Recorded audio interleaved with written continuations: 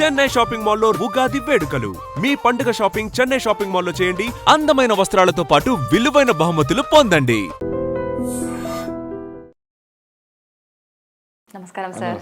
Sir, ఈ మధ్యకాలంలో అయితే చాలామంది చెప్తున్నారు, అంటే ఏంటి, ప్రోటీన్ మీకు మంచిగా సమృద్ధిగా ఉండాలి అంటే నాన్ వెజ్లో ప్రోటీన్ ఉంటుంది, నాన్ వెజ్ తినండి అని. కొంతమంది చెప్తుంటారు, లేదు ఆకుకూరలు చాలా మంచిది, కాయగూరలు చాలా మంచిది. అసలు నిజంగా నాన్ వెజ్ అనేది మంచిదేనా సార్, తినొచ్చా? ఇప్పుడు మనము అంటే నేను నా ఒపీనియన్ చెప్తా.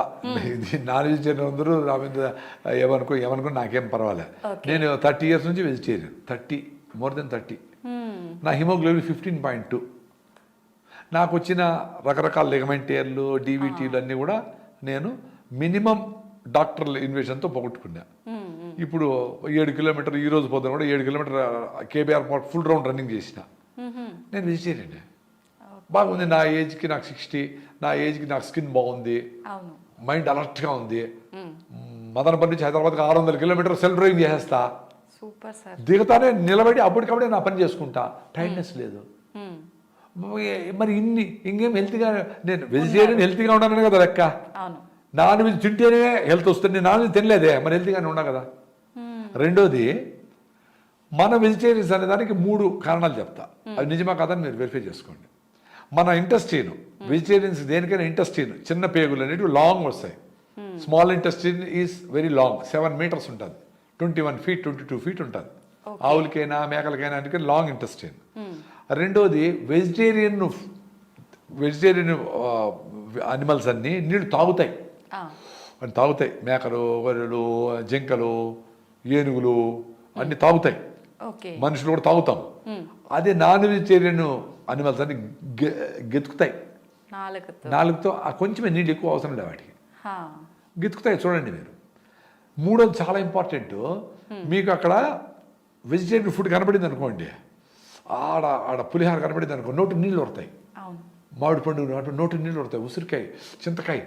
అంటే మీకు ఆ ఫుడ్ కరెక్ట్ కాబట్టి మీ బాడీ మైండ్ అంతా రెడీ అవుతా ఉంది ఫుడ్కి. మీకు నాన్ వెజిటేరియన్ కోడిని కోసి లేదా చేపలను అట్ట పొట్ట కోసి అన్ని అటు పెట్టామనుకో, మీరు ఏం చేస్తారు, ముక్కు మూసుకుంటారు కదా. మరి మీ ఫుడ్ కాదు కదా అది. ఇదే ఫుడ్ని మీ కంపు కొట్టుతా ఉండే ఫుడ్ని కుక్క ముందర పెట్టామనుకో, వాడి జొల్లు కారుతుందే, వాడి ఫుడ్ కదా అది. మీరు వెజిటేరియన్గా దాన్ని మార్చుకునే దానికి మనుషులు దానికి అల్లము, గార్లిక్, మిరప్పొడి, అవి అని వేయించి అది వెజిటేరియన్గా ఉంది చూడు అని తింటా ఉంటారే. ఎందుకు? మీకు డోపమైన్ కిక్ రావాలి ఆ ఫుడ్ తింటే. దానికోసమని మీరు నాన్ వెజిటేరియన్ మార్చుకొని తింటా ఉంటారు, వెజిటేరియన్ తినడంలే. ఇంకొక కారణం ప్రకృతి పర్యావరణంగా ఏమి, 12 kilos ధాన్యము 1 kilo మాంసాన్ని తయారు చేస్తుంది. 12 kilos ధాన్యం, మొక్కజొన్న అయినా సజ్జలైన జొన్న ఏదైనా అప్రాక్సిమేట్గా 12 kilos ధాన్యాన్ని 12 4 200 grams 1/4 kilo తింటారు అనుకుంటే 48 మంది తింటారు. ఈ 12 kilos ధాన్యాన్ని 1 kilo మటన్ చేస్తా ఉండవు. సో 1 kilo ఇద్దరే తినేస్తారు. లేదు 4 తింటారు అనుకో, పోనీ 200 grams అనుకుంటే కూడా. సో 48 మందికి సరిపోయే భోజనము 4 తినేస్తా ఉంటారు. రెండోది, ఈ ధాన్యం తయారు చేసేదానికి ఇన్ని నీళ్ళు కావాలి కదా. 1 లీటర్కి ఎంతో లెక్క నేను గుర్తులేదు, ఇలా మర్చిపోయినా. 1 kg తయారు కావడానికి ధాన్యము, రైస్కి అయితే 1300 లీటర్లు, మొక్కజొన్నకైతే కొంచెం తక్కువ ఏదో ఉన్నాయి. ఈ నీళ్ళన్నీ వేస్ట్ చేసి వాడి ధాన్యం తయారు చేసినాం. మళ్ళీ ఈ కోడినో మేకనో పెంచేదానికి దానికి మళ్ళీ ధాన్యం వేసి, దానికి ఫీల్డ్ వేసి, గీళ్ళు వేసి, ఇవన్నీ వేసి, దానికి ఇన్ని నీళ్లు వేస్ట్ చేసి వాడి మళ్ళీ దాన్ని తయారు చేసినాము. ఎంత కరెంటు, ఎంత న్యాచురల్ రిసోర్సెస్, ఎన్ని నది నీళ్లు, ఎంత రిసోర్సెస్ అవసరం ఏముంది. ఇది చెప్పేసి మనం నాన్ వెజ్ మీ ఇష్టం, ఇంకా నేను తినొద్దు చెప్పాలా, తిని హ్యాపీగా ఉండండి, మేము తినకుండా కూడా హ్యాపీగా ఉన్నాము. మేము ప్రోటీన్ కోసమని సాయంత్రం పొద్దున్నే ఓకే మిల్లెట్స్, పల్లీల చట్నీ, పల్లీలు మంచి ప్రోటీన్ కదా. ఇంకా పప్పు ధాన్యాలు ఫుల్గా పప్పు వేసుకొని కుమ్ముతాం వేసి బాగా. ఇంకా సాయంత్రం అయ్యేటప్పటికి శనగలు, అలసందులు, బొబ్బర్లు అంటారు ఆంధ్ర సైడ్, పెసలు, ఆ తర్వాత ఇది శనగలు, నల్ల శనగలు, తెల్ల శనగలు, ఇవన్నీ బాగా ఉడకబెట్టి దానికి బాగా తిరమాత పెట్టి ఆనియన్స్ వేసి, నిమ్మకాయ పిండి, కొబ్బరి తురుము వేసి ఇంత తిన్నామనుకో రోజు వస్తుంది కదా ప్రోటీను. ఓకే, కొబ్బరి తురుము కూడా వేసుకుంటారా? టేస్టీ ఉండేదానికి. ఓకే, కొబ్బరిలో ఫైబర్ ఉంటుంది. కొబ్బరి మీకు బ్రెయిన్ టానిక్ అని, బ్రెయిన్కి టానిక్ కొబ్బరి. అందుకనే డాక్టర్ బిఎం హెగ్డే గారు కొబ్బరిని సూపర్ అన్నారు. మనమే కొబ్బరి తింటే కొలెస్ట్రాల్ వచ్చేస్తుంది అని చెప్పి అందరూ కొబ్బరి అనేది bad propaganda, wrong propaganda. Digestion problem కూడా ఉంటుంది, అరగదు కొబ్బరి తింటే అంటుంటారు సార్ చాలా మంది. అదే ఇప్పుడు మీరు ఏం పెడితే అది అరిగించాలి, మీ బాడీ రెడీ అవుతుంది, మీ సిస్టమ్ రెడీ అవుతుంది.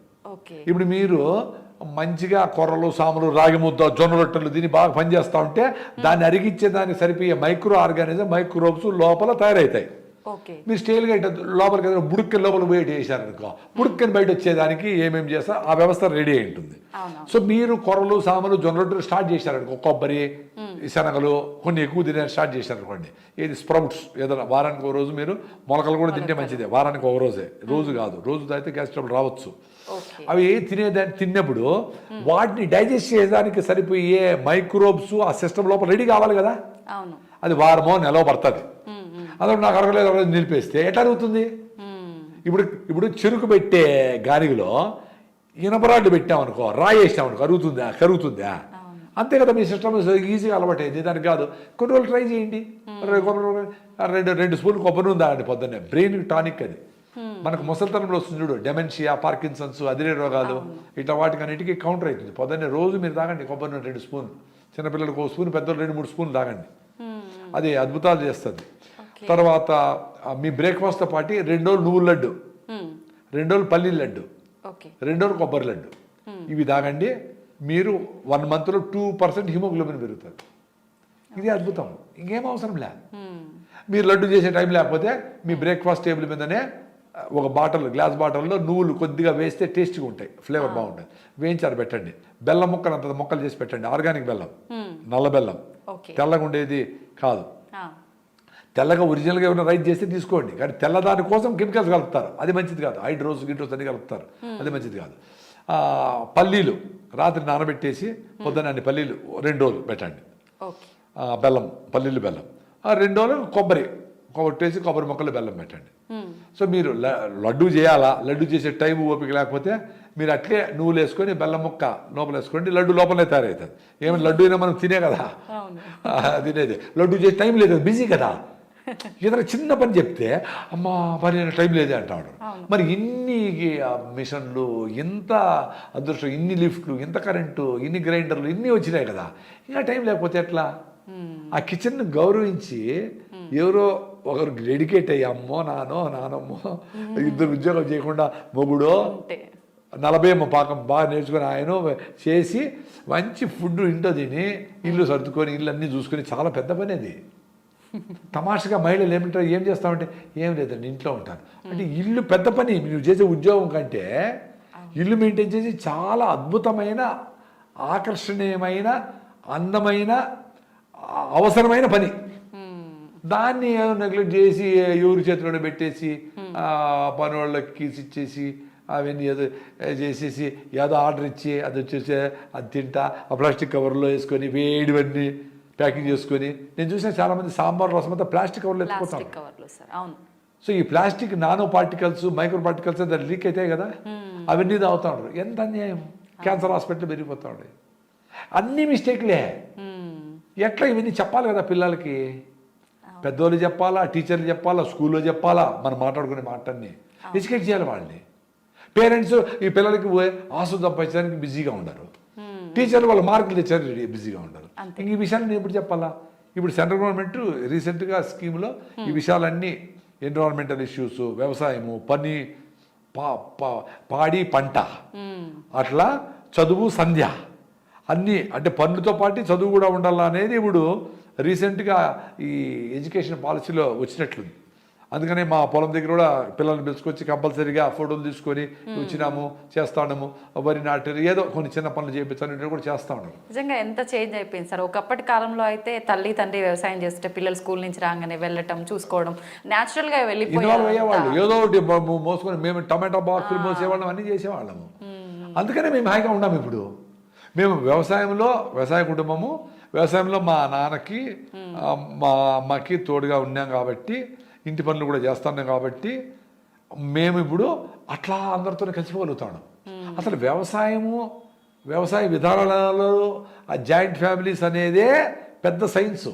అవును. సో వీటిల్లో కలిసి బతుకుతా ఉన్నాం కాబట్టి మాకెవరు సపరేట్గా పర్సనాలిటీ డెవలప్మెంట్ ఏం అవసరం లే. పర్సనాలిటీ డెవలప్ అయిన వాళ్ళతోనే కలిసి ఉన్నాం కాబట్టి ఆటోమేటిక్గా వచ్చింది మాకు. తెలిసిపోయింది. అవును. సో నాకు ఎవరు కొత్త పాత ఎవరు ఏం లే. ఏదో బస్సులో పోతా అంటే వాడికి ఏదో సమస్య నేనే ఎందుకు గుంతు రాగుంది థైరాయిడ్ ఏదో చెప్తా ఉంటా, మాట్లాడుతూ ఉంటా. మా పిల్లల ముందర ఏంది కొత్త వాళ్ళతో అంతా మాట్లాడుతాండవే, మాట్లాడేస్తావే అన్నాడు.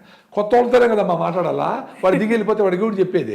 పాత వాళ్ళు ఎప్పుడైనా మాట్లాడవచ్చు చెప్తా నేను. ఇప్పుడు అడగలే, ఇప్పుడు జనాలు అందరూ అలవాటు అయిపోయి ఇప్పుడు అడగరు ఎవరు. సో మనము కుటుంబం అనేది పెద్దది చేయాల.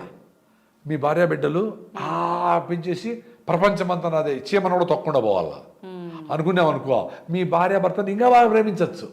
ఇంత ప్రేమ ప్రపంచాన్ని ప్రేమించినప్పుడు ఇన్ని టన్నులు ప్రేమ ఉంటే మీ భార్య బిడ్డ ప్రేమించేది పెద్ద పనే, చాలా ఈజీ కదా.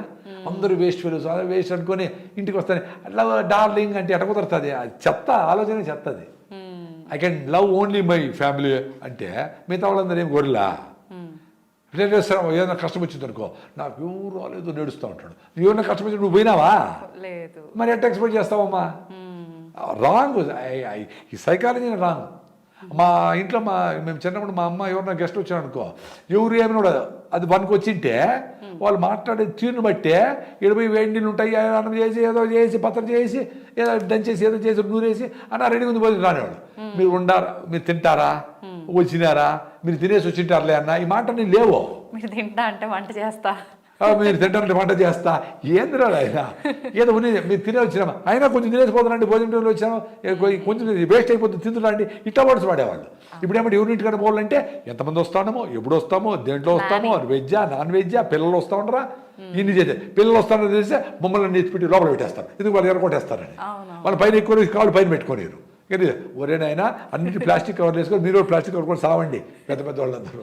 పిల్లలు వస్తే ఆరోగ్యంగా ఉంటారు, రొచ్చు పోస్తే పోతే తుడుచుకోండి, ఏమవుతుంది? ఎంత పిలిచేది ఎందుకు, వాళ్ళు వచ్చిన టెన్షన్ పడేది ఎందుకు? అందుకే ఎవరు పిలవడంలే, ఎవరు ఇంటికి పిలవడం. Okay will have a get together ఎక్కడ అంటే సరోవర్ హోటల్ ఆడేది. ఇంటికి వస్తే గలీజ్ అయిపోతుంది, పని ఎక్కువ గలీజ్ అయిపోతుంది, మళ్ళీ క్లీన్ చేసుకోవాలని. అరే నీ ఇల్లు అందరి ఇల్లు మన ఇల్లే అనేవాళ్ళు, నా ఇల్లునే. ఇప్పుడు ఇంట్లో కూడా నా రూమ్ అంటున్నాడు పిల్లోడు, కూతురు రూమ్ వేరే కొడుకు రూమ్ వేరే. ఏంది ఎక్కడికి పోతా ఉండరా స్వామి? అందుకే హ్యాపీనెస్ లేదు ఎవరికి, అంత సెల్ఫ్ సెంటర్డ్ అయిపోయి సెల్ఫ్ సెంట్రిక్ అయిపోయినా. నిజంగా అసలు సూపర్ సార్, అసలు మీ మాటలు వింటుంటే అట్లా వినాలనే అనిపిస్తుంది ఎంతసేపు అయినా. పాటించండి, హ్యాపీగా ఉంటారు. Thank you sir.